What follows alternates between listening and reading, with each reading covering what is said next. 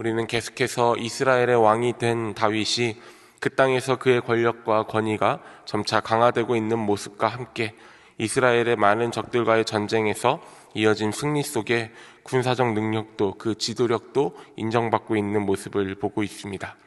계속된 전쟁에서 연이은 승리를 거두고 있는 다윗의 모습이 우리에게 더욱 은혜로 다가오는 것은 다윗이 어떠한 상황에서도 하나님을 생각하고 있으며 하나님의 방법을 따르고자 노력하고 있으며 하나님의 성품을 잃지 않으려 했던 모습을 볼 수 있기 때문입니다. 더불어 성경은 하나님께서 다윗이 어디로 가든지 이기게 하셨다라는 모습을 통해 다윗의 삶을 승승장구하게 하시고 계십니다.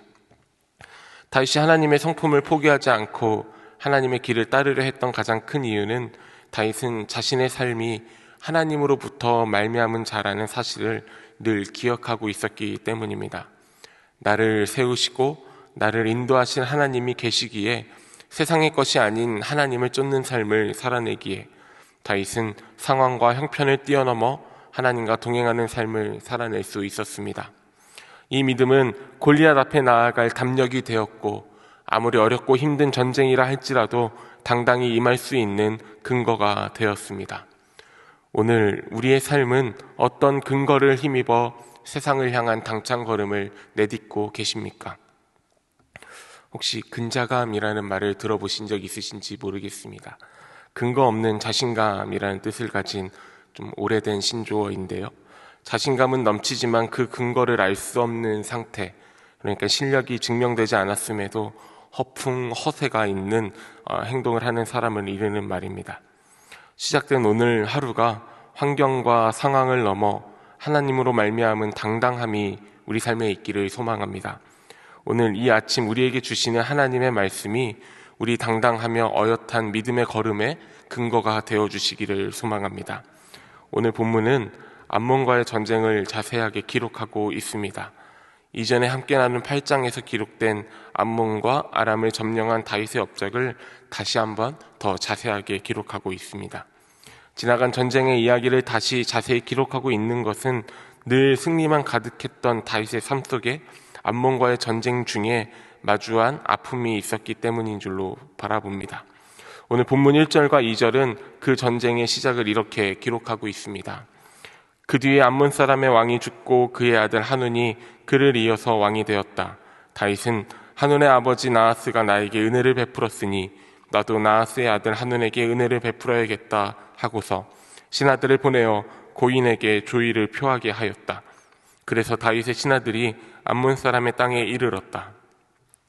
암몬 사람들의 왕인 나하스가 죽었습니다. 다윗은 그 이야기를 듣고 신하들을 보내어 조문하게 하였습니다. 나하스는 사울이 이스라엘 왕으로 세움받은 직후에 요단 동편의 길르앗 야베스를 침공한 적이 있습니다. 나하스는 그때 사울에 의해 저지당했습니다. 반면에 사울이 다윗을 죽이려 할 때 나하스는 그런 다윗에게 은혜를 베풀어 우호적인 관계를 맺었습니다. 다윗은 비참했던 시절 자신을 도왔던 암몬 사람들의 왕 나하스를 기억하고 있었습니다. 그의 나라와 그의 권력이 확대되었을 때도 그때의 도움을 기억해 여전히 우호적인 관계를 맺고 있었습니다. 그런 나하스가 죽게 되자 다윗은 신하들을 보내 나하스의 죽음을 위로하고자 하였습니다. 하지만 나하스의 아들 하눈의 생각은 달랐습니다.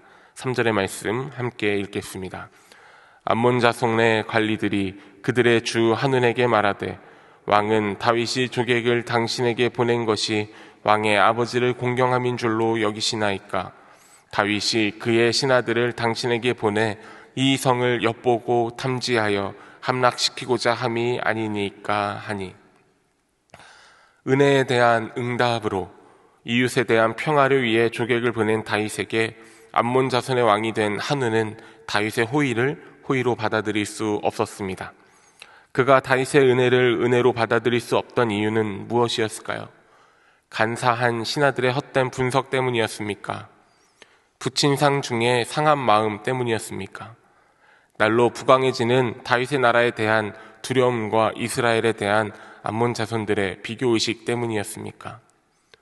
정확한 이유는 알 수 없지만 상한 마음도 두려움도 비교의식도 결국 호의를 호의로 받아들이지 못하게 하는 무너진 자존감으로부터 시작된 것은 아닌지 생각해 봅니다. 우리 역시 우리 삶에서 누군가의 호의를 마주하게 될 때 도리어 그 호의를 의심하고 베푸는 자를 경계할 때가 있습니다. 그때의 마음을 곰곰이 생각해 보십시오. 왜 그런 마음이 시작됩니까? 저 사람에게 내가 호의를 받을 이유가 없다라고 여길 때입니다. 이 호의를 받을 자격, 이유가 없다고 여길 때 우리는 호의를 호의로 생각하지 못합니다. 강력해진 다윗과 이스라엘의 호의를 내가 받을 이유가 없다 여긴 것, 나는 누군가에게 사랑받을 만한 조건을 갖추지 못했다 여긴 것, 그 무너진 자존감은 문안을 의심으로, 은혜를 두려움으로 보이게 하였습니다. 그 두려움은 점점 더 커져 한눈을 집어 삼켰습니다. 3절 말씀을 보니 신하들은 다윗의 조문객들이 엿보고 탐지하여 함락시키고자 함이라고 이야기했습니다. 그저 인사차 방문한 것을 엿보는 상황으로, 엿보는 상황을 전쟁을 위한 탐지로, 탐지가 또다시 성의 함락으로 일어나지 않은 일에 대한 두려움은 더욱더욱 커져 그를 집어 삼켰습니다. 내가 누구인지 아는 삶, 우리는 그것을 잃어버렸을 때 내 삶에 찾아온 은혜의 순간, 기회의 순간, 그리고 기적의 순간 역시 두려움과 고난의 길로 경험하게 됩니다. 세상 앞에 서 있는 내가 누구인지를 늘 기억하는 삶이 되어야 합니다. 귀한 존재로 부름받을 자격이 없다 느껴질 때, 나 같은 사람에게 무슨 하나님의 일이 일어나겠는가 믿음이 연약해질 때 내 삶의 은혜의 감사의 자리에 두려움이 엄습하게 됩니다. 내가 누구인지를 기억하는 저와 여러분이 되기를 소망합니다. 내가 누구이기에 바로 앞에 설 수 있습니까? 질문하는 모세에게 하나님께서는 이렇게 대답해 주십니다. 출애굽기 3장 12절의 말씀입니다. 하나님이 이르시되 내가 반드시 너와 함께 있으리라. 내가 그 백성을 애굽에서 인도하여 낸 후에 너희가 이 산에서 하나님을 섬기리니 이것이 내가 너를 보낸 증거니라. 내가 누구이기에 세상 앞에 설 수 있을까?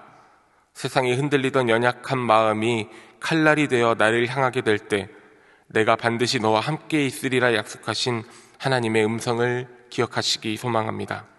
하나님께서는 하나님을 예배하게 될 때 그것이 하나님이 우리와 함께 계시는 증거라 말씀하셨습니다. 예배하며 하나님과의 동행을 누리며 이 땅에 존귀한 자의 삶을 살아내는 저와 여러분이 되기를 소망합니다. 내가 누구인지를 모르는 자 암몬의 한우는 어디서 나타난 건지 알 수 없는 자신감으로 다윗의 자손들에게 무례를 행합니다.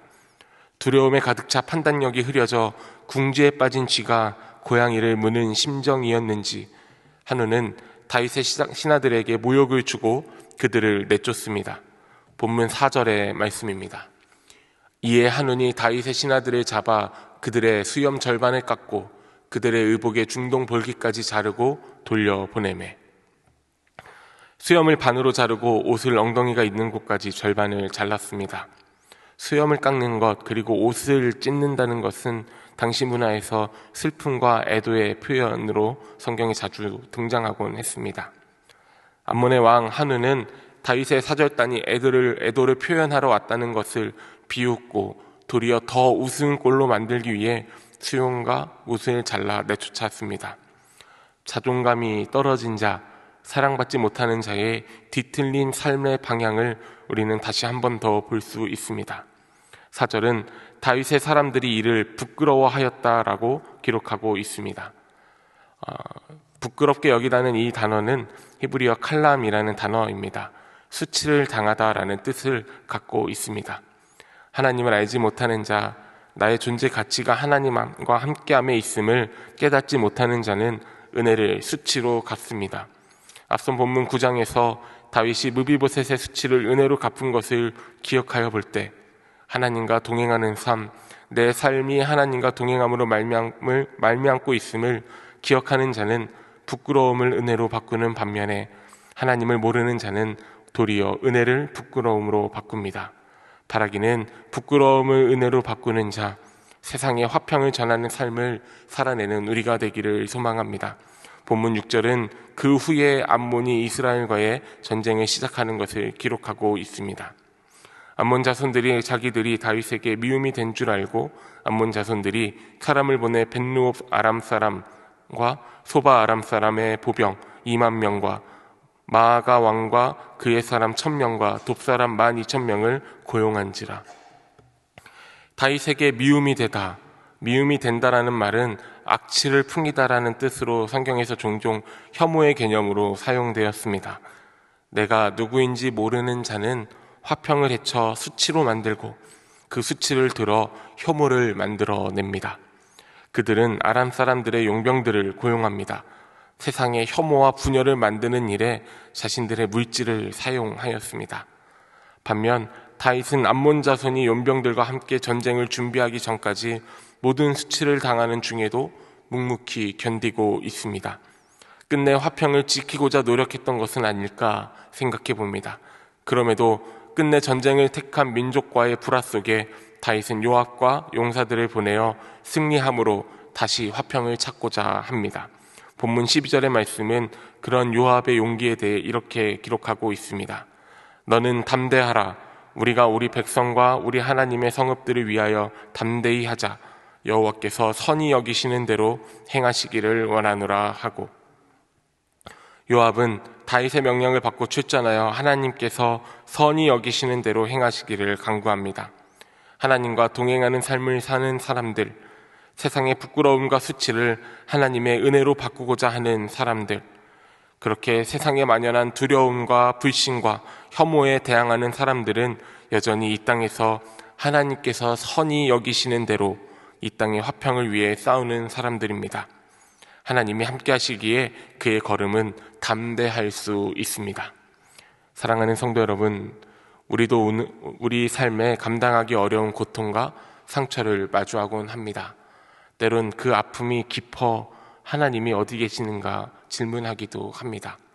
내가 무엇이기에 그들 앞에 설 수 있느냐 질문했던 모세와 같이 내 존재가 비참히 여겨지고 나의 삶이 부끄럽게 여겨질 때가 있습니다. 그때에 내가 너와 반드시 함께하리라 라는 약속으로 나의 존재의 설명이 되어주시는 하나님을 의지할 수 있기를 소망합니다. 하나님께서 우리 수치를 은혜로 바꾸어 베푸시며 우리 연약을 전능하신 하나님을 찬양하는 노래로 바꾸어 주실 줄 믿습니다.